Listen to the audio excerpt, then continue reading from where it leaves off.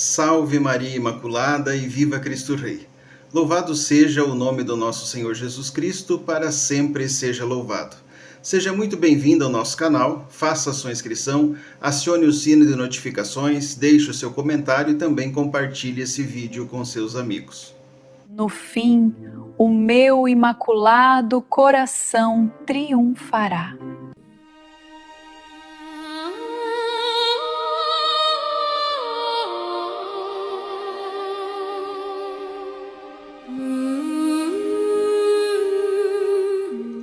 Queridos irmãos, eu fiz um vídeo falando sobre o dogma da virgindade perpétua de Maria. E o que não faltou foram protestantes dando piti, e tendo ataques de pelanca nos comentários. Como já era de se esperar. Olha só o que esse amigo protestante comentou. Mateus capítulo 1, versículo 25. E não tiveram relação sexual até que ela deu à luz ao menino. Veja como é raso e ao mesmo tempo hilário os argumentos dos protestantes. Por desconhecer as nuances, os costumes e o emprego de expressões do grego, língua que foi escrito o Evangelho de São Mateus, eles nos dão aí essas pérolas, dignas de um stand-up comedy. Ou seja, na cabecinha diminuta dos protestantes, se a Bíblia diz que José não conheceu Maria até que Jesus nasceu, então quer dizer que depois que Jesus nasceu, ele a conheceu. Veja como eles constroem um raciocínio não sobre o que está escrito, mas sobre aquilo que não está escrito, sobre aquilo que eles presumem, um argumento totalmente baseado na sua imaginação. Olha só, quando Samuel diz, lá no livro de Samuel, capítulo 7, versículo 12, até aqui nos ajudou o Senhor, ele queria dizer que dali para frente Deus não iria mais ajudar?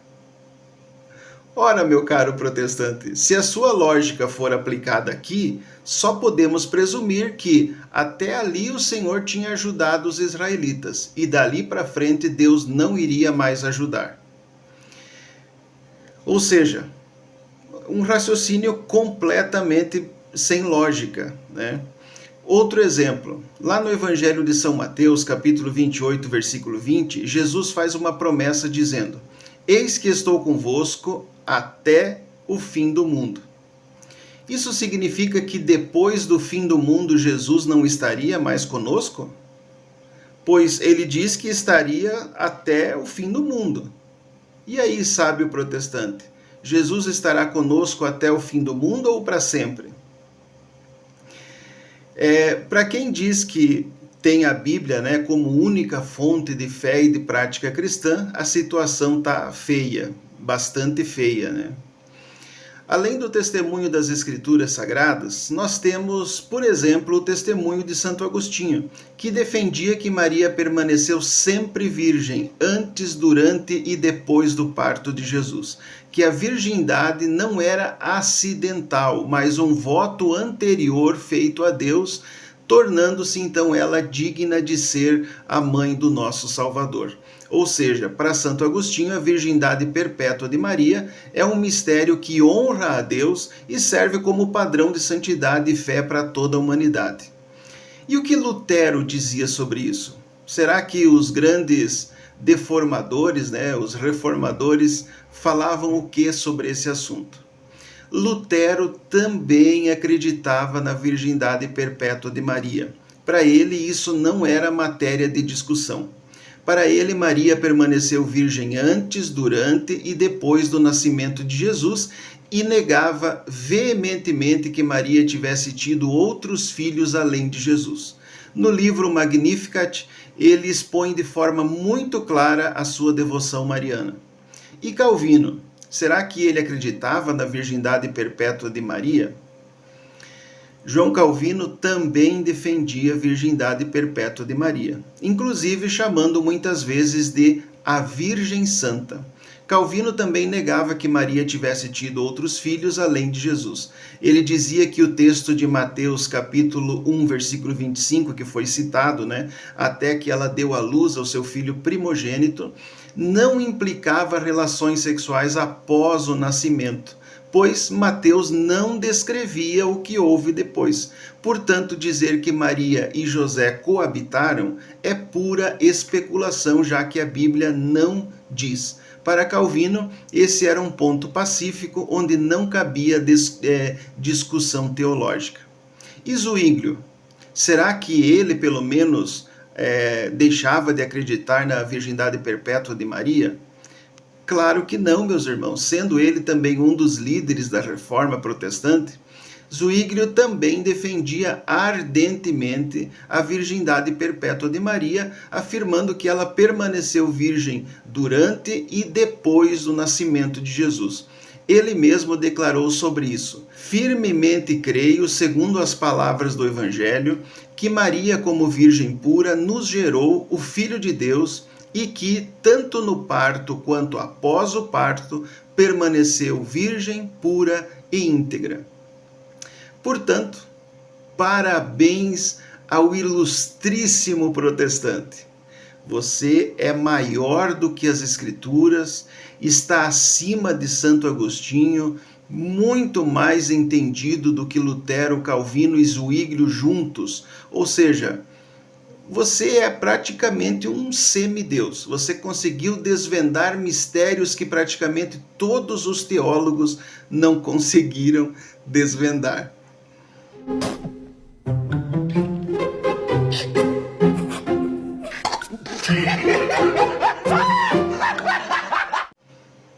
Meus irmãos, depois disso, vamos dar uma olhada em como anda aí o mundo protestante.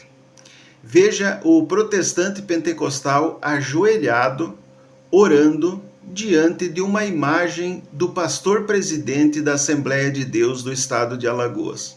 Aqui está no céu, aqui está o pastor presidente, José Osvaldo de Lima, meu pastor presidente. E pastor Jesus Cristo, presidente do estado de Alagoas e o presidente do Conselho de Ética da Assembleia de Deus do Brasil, pastor José Osvaldo de Lima. Quero te pedir, Senhor, por ele, pela família, por mim, pelo ministério, pela mesa diretora, representando aqui a ele. Ó Deus, que nenhum mal venha acontecer a ele. Mas isso não é idolatria, irmãos? Idolatria é só quando os católicos pedem intercessão dos santos. É uma piada, Só pode ser piada mesmo, Por falar em Assembleia de Deus de Alagoas, um asilo ligado à igreja recusou uma doação de R$400 mil para ajudar essa instituição filantrópica. Acompanhe esses vídeos para entender o que está acontecendo. Nos bastidores da Assembleia de Deus em Alagoas, um episódio silencioso, mas de forte impacto, tem causado desconforto entre fiéis e lideranças. Informações apuradas com rigor indicam que Gunnar Nunes, filho do pastor presidente da denominação no estado, teria utilizado a sua influência interna para determinar a recusa de R$400 mil em emendas parlamentares destinadas pelo deputado federal delegado Fábio Costa ao Leal, que é o Lar Evangélico Pastor Esperidião de Almeida, uma instituição vinculada à igreja e responsável pelo acolhimento de idosos. O montante estava dividido em duas emendas, R$200 mil empenhados em 2024 e outros R$200 mil previstos para 2025. No entanto, o que chama a atenção e levanta sérias dúvidas é que a direção da instituição perdeu todos os prazos legais para o cadastramento dos recursos, mesmo após reiterados alertas feitos pela assessoria do parlamentar. As emendas acabaram sendo devolvidas. Mas a pergunta que muita gente da igreja e fora dela tem feito é a seguinte: por que uma entidade filantrópica que cuida de idosos e depende de doações e parcerias públicas abriria mão de recursos capazes de melhorar significativamente a qualidade de vida de pessoas em situação de vulnerabilidade? De acordo com a fonte, com trânsito livre na direção da instituição, a decisão não teria qualquer relação técnica ou jurídica. O motivo, segundo relatos, seria político. Gunnar Nunes é apontado como pré-candidato a deputado federal e, conforme a denúncia, a manutenção da emenda poderia fortalecer a imagem de Fábio Costa junto ao eleitorado evangélico, um capital político considerado estratégico e decisivo. Em termos práticos, para evitar a projeção de um possível adversário, optou-se por abrir mão dos recursos que atenderiam idosos. E a disputa eleitoral teria falado mais alto que a missão social. Ou seja, é melhor tirar dinheiro dos velhinhos do que dar destaque a quem quis os ajudar. O episódio reacende um debate sensível, porém inevitável, sobre a fronteira entre fé, política e dinheiro público. Ao receberem recursos oriundos de emendas parlamentares, entidades religiosas assumem não apenas obrigações legais, mas também um compromisso moral com a transparência. Nesse contexto, cresce a pressão por auditorias independentes e pela ampla prestação de contas por parte da direção da igreja, sob pena de que decisões internas passem a ser vistas não como atos de fé, mas como instrumentos de estratégia eleitoral. Pois é, meus irmãos, e a barbárie continua. O pastor Sales Batista de Souza, que por mais de 20 anos liderou uma igreja da Assembleia de Deus em Marabá, no Pará, teve o nome envolvido em um dos escândalos mais comentados do meio religioso nos últimos tempos. O caso veio a público após a descoberta de que o líder religioso teria mantido um relacionamento extraconjugal com a própria nora, esposa de seu filho, situação que gerou forte comoção entre fiéis e moradores da região. A revelação teria ocorrido após a esposa do pastor desconfiar do comportamento do marido e aprofundar as investigações, o que acabou confirmando a relação. Com a repercussão do caso, a igreja decidiu afastá-lo imediatamente de suas funções pastorais e administrativas, incluindo cargos de liderança regional que ele ocupava havia anos. Diante da crise, a instituição religiosa iniciou um processo interno de reorganização e pediu aos membros que mantivessem um período de oração e reflexão. O pastor, por sua vez, chegou a se manifestar publicamente pedindo perdão. E para encerrar o vídeo de hoje, vamos acompanhar mais um testemunho de conversão para a Santa Igreja Católica Apostólica Romana. Gente, que o meu marido era protestante, depois da minha ilustre presença na vida dele, ele se converteu ao catolicismo, vocês já sabem. Mas aconteceu uma situação, enquanto ele ainda era protestante, num retiro que a gente foi, e ele vai contar aqui pra vocês como é que foi a experiência no Santíssimo que as meninas pediram pra contar. Vai, conta como é que foi quando você chegou no retiro de carnaval católico sendo protestante. Eu nem sabia que aquele local se tratava do Santíssimo, né? Tá, então você não conhecia o que era Santíssimo, o que era Eucaristia na época, você nem sabia o que era. Não tinha a mínima ideia do que era o Santíssimo. Muito Aí você menos. foi no retiro de carnaval porque você queria ficar comigo 5 dias ali. Exatamente. E... Foi revoltado. Não foi revoltado, não. Então, no primeiro dia, eu ouvi durante a madrugada alguns jovens que estavam lá adorando em algum lugar. Jovens? Os jovens que estavam no retiro servindo, no caso. Isso, os jovens que estavam no retiro servindo. E aí eu ouvi eles adorando durante a noite e eu estava no quarto, né? Então, na noite seguinte, eu perguntei para eles se eu poderia ir junto para esse local, né? Louvar e adorar junto com eles, já que eu estava lá mesmo, né? E considerando que nós adorávamos o mesmo Deus, não tinha esse impedimento na minha cabeça, nós fomos lá. Mais uma vez... Aí no dia seguinte você foi? Fui no dia seguinte, na madrugada. E chegando lá, num certo período, no momento que nós estávamos adorando, o Elton, que é nosso amigo, padrinho de casamento, ele puxou uma música, começou a cantar uma música. Só que essa música eu não conheço, ele não conhece, os jovens que estão lá não conhecem, mas todo mundo... Não conheciam na época? Não conheciam, não, até hoje não conhece.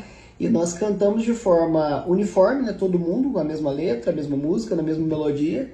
E quem me conhece sabe que eu não sei nada de melodia. Gente, nem uma não música... Não conheço letra nenhuma. Meu pintinho amarelinho, ele consegue guardar a música toda. Guardar. E todos nós cantamos ali de forma única, né? Todo mundo cantou. Então ele começou a cantar a música e você sabia cantar a música junto com ele, mas você não sabe como você sabia. Exatamente. E aí, o que você sentiu?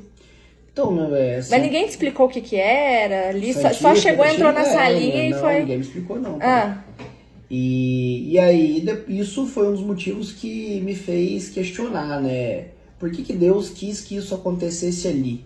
Por que se milagres também acontecem no meio protestante, se milagres também acontecem no meio evangélico, por que algo extraordinário, metafísico, foi acontecer lá, nesse retiro onde estavam católicos? Por que Deus quis que isso acontecesse comigo lá? E isso me fez depois estudar, pesquisar. aí você ficou com um incômodo. Mas você sentiu o que durante a oração? Você sentiu alguma coisa diferente do que você sentia? A mesma coisa que eu sempre senti em momentos de adoração, né? Aquela felicidade, aquele êxtase, mas nada nesse nível de êxtase ao ponto de o Espírito Santo dominar a ponto que ele cantou em nós, né? Isso nunca tinha acontecido. E aí isso me fez pesquisar, aprofundar na igreja, a ponto que estamos aqui hoje. Entendi. E você lembra de alguma coisa a mais que tenha acontecido nesse retiro? Que você... Nesse retiro foi espiritual foi isso, mas isso. O resto, o que acontecia nas pregações, você ficava bravo quando começava. Eu acreditava que eram heresias, né? Idolatrias e etc. Mas tudo isso foi fácil de combater em mim, porque a Igreja Católica ela tem a doutrina perfeita, né? Então quando você pesquisa, você acaba percebendo que o erro estava em nós e não na igreja. Entendi. Que com essas palavras você tenha um dia abençoado, um dia repleto da graça de Deus, é o desejo do meu coração no nome do Senhor Jesus.